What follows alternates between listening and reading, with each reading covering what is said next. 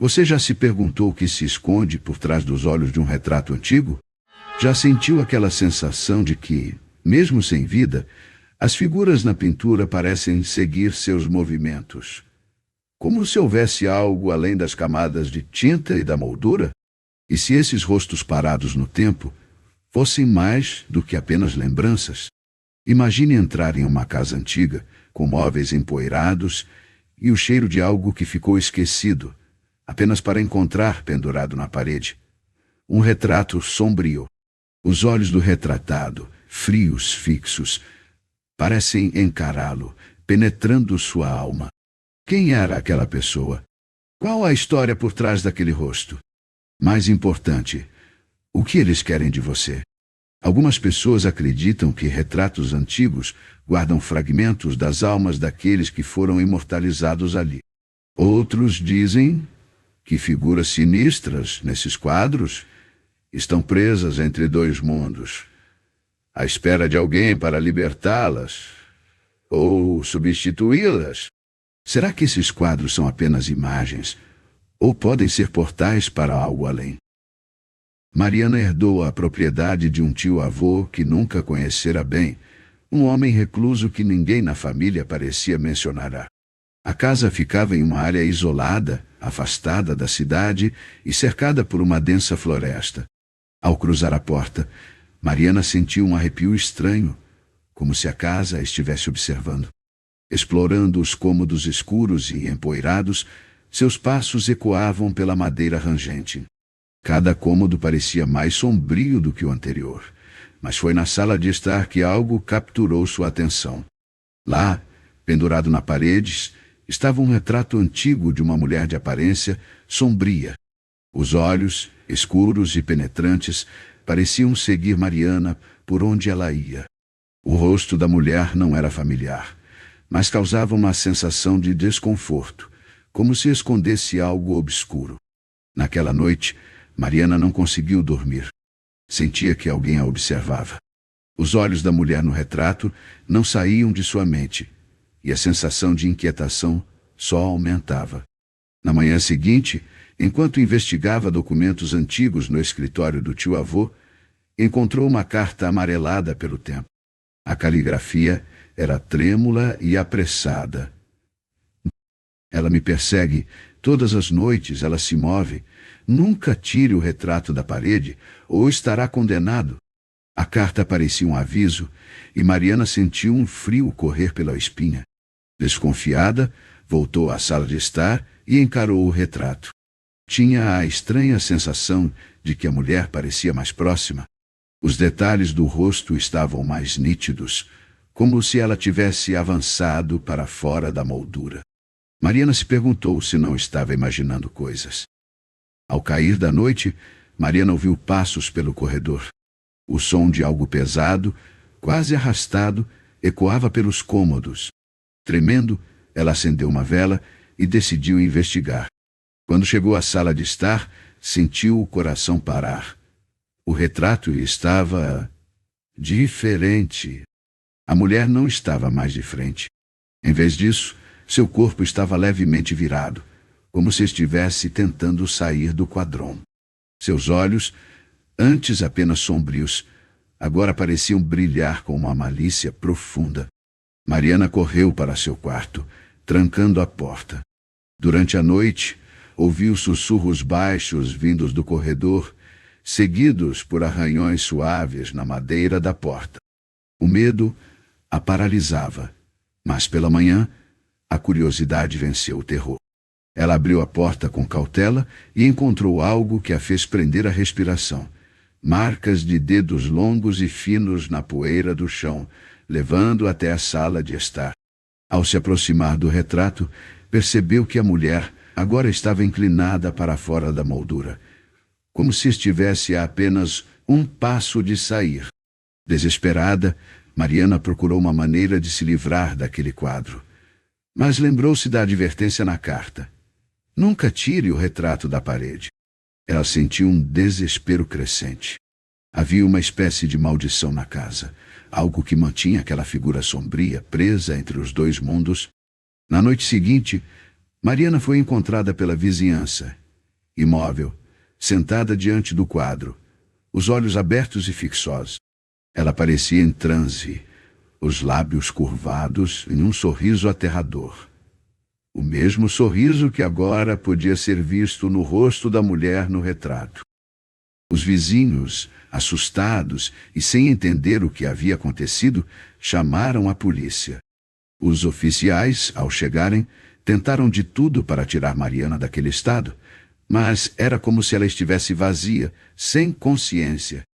Seus olhos fixos, sem piscar, encaravam o retrato na parede, que agora parecia mais vívido do que nunca, com a mulher dentro dele esboçando um sorriso perturbador, que parecia ser compartilhado pela própria Mariana. Os médicos a levaram para o hospital, mas nenhum exame conseguiu explicar o estado catatônico em que se encontrava. Ela não respondia a estímulos, não falava, nem reagia. Parecia perdida em um pesadelo eterno. Após semanas sem melhora, decidiram devolvê-la à sua própria casa, onde cuidadores iriam supervisioná-la. Assim que foi levada de volta, os cuidadores notaram uma mudança inquietante. Mariana passava horas sentada, imóvel na sala de estar, com os olhos fixos no quadro. Às vezes, em meio à noite, ouviam sussurros, como se ela estivesse conversando com alguém, embora estivessem certos de que não havia ninguém mais lá. E então, algo ainda mais estranho começou a acontecer. O retrato mudava de posição. A mulher no retrato já não estava só de pé, imóvel, como uma pintura comum. Agora, ela estava mais próxima da borda da moldura, inclinada, com a mão estendida em direção à sala. Os cuidadores notaram que, cada vez que olhavam para o quadro, a mulher parecia estar mais e mais fora da pintura, como se tentasse atravessar o limite entre seu mundo e o deles. Uma das cuidadoras, em um momento de coragem ou de desespero, decidiu investigar mais sobre a casa e a história do tio-avô de Mariana. Ela descobriu que ele também havia sido encontrado em um estado parecido, absorto diante do quadro, meses antes de morrer. O mesmo destino parecia estar reservado a qualquer um que se aproximasse daquela casa, e especialmente daquele retrato. Desesperada, a cuidadora tentou convencer os outros a remover o quadro da parede e queimá-lo, acreditando que essa seria a única maneira de libertar Mariana daquele estado. Mas ninguém queria tocar o retrato. Havia um medo profundo, um terror que envolvia aquela moldura e, sobretudo, a figura sinistra da mulher. Alguns acreditavam que remover o quadro poderia liberar a presença para fora da pintura, tornando-a uma ameaça viva. Certa noite, quando todos estavam dormindo, Mariana finalmente se levantou. Seus passos eram leves e silenciosos, como se estivesse sendo guiada por uma força invisível. Lentamente, ela caminhou até o retrato. Ali, parou por um instante e, com um leve sorriso que refletia a expressão da mulher no quadro, estendeu a mão. O que aconteceu a seguir fez todos na casa acordarem em pânico. O quadro caiu da parede com um estrondo ensurdecedor. Quando os cuidadores correram até a sala, encontraram Mariana caída no chão. Mas a pintura agora estava diferente. O retrato estava vazio. A moldura, desgastada e empoeirada, não mostrava mais a mulher sombria. Em vez disso, exibia uma imagem sutil e quase imperceptível do rosto de Mariana, com um sorriso gélido e sombriona. Os olhos na pintura, agora de Mariana, pareciam observá-los com a mesma malícia que antes pertencera à mulher. Os moradores da cidade sussurravam que a maldição do quadro continuaria. Mariana agora estava eternamente presa dentro da pintura. E qualquer um que ousasse olhar fundo nos olhos da figura na moldura poderia também se tornar a próxima vítima. Desde então, a casa ficou abandonada, mas dizem que à noite, se você chegar perto o suficiente, pode ouvir risadas distantes e sussurros vindo do retrato, chamando pelo próximo visitante para fazer companhia à nova dona do quadro. Com o tempo, a história da casa e do quadro se espalhou pela cidade como uma lenda sinistra.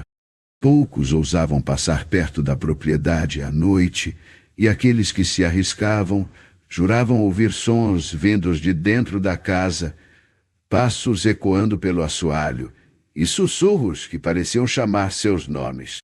Mesmo assim, a curiosidade humana é uma força poderosa, e não demorou para que aventureiros e investigadores de fenômenos sobrenaturais fossem atraídos pela história de Mariana e seu destino amaldiçoado.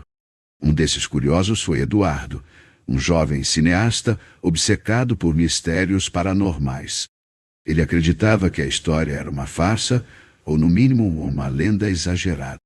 Decidido a provar que tudo não passava de superstição, Eduardo entrou na casa com uma câmera, determinado a documentar qualquer sinal de atividade sobrenatural. Assim que entrou, foi tomado por uma sensação de opressão.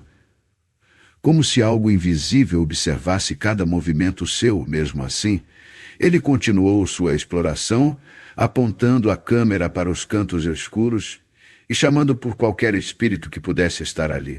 Mas, ao chegar à sala de estar, sua confiança começou a vacilar. De repente, as luzes da câmera começaram a falhar. Eduardo olhou ao redor, tentando ignorar a sensação crescente de ser observado.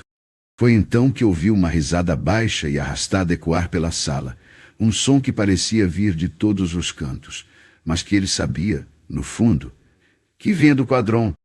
Em pânico, ele tentou sair, mas a porta da sala se fechou com um estrondo, como se uma força invisível quisesse mantê-lo ali.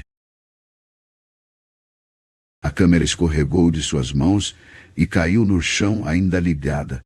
Eduardo olhou para o retrato e, para sua surpresa, percebeu que a imagem de Mariana estava diferente.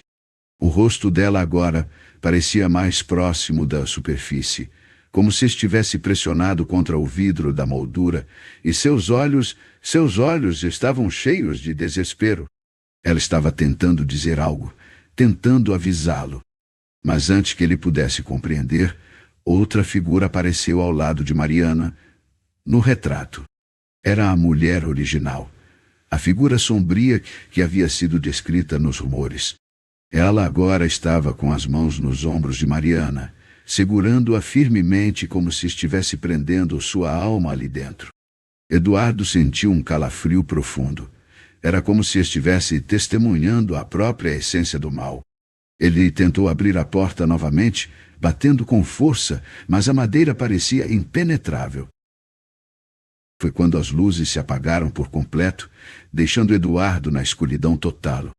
Ele ouvia sussurros ao seu redor, palavras incompreensíveis, vozes que pareciam vir tanto de dentro da sala quanto do quadrão. Em meio à escuridão, ele sentiu um toque gelado em seu ombro. Virou-se rapidamente, mas não havia ninguém ali. O quadro, no entanto, havia mudado novamente. Agora mostrava apenas a mulher sombria, sozinha, com um sorriso ainda mais diabólico. Mariana havia desaparecido da pintura. Eduardo nunca foi visto novamente. Dias depois, quando a polícia invadiu a casa, encontrou apenas a câmera caída no chão.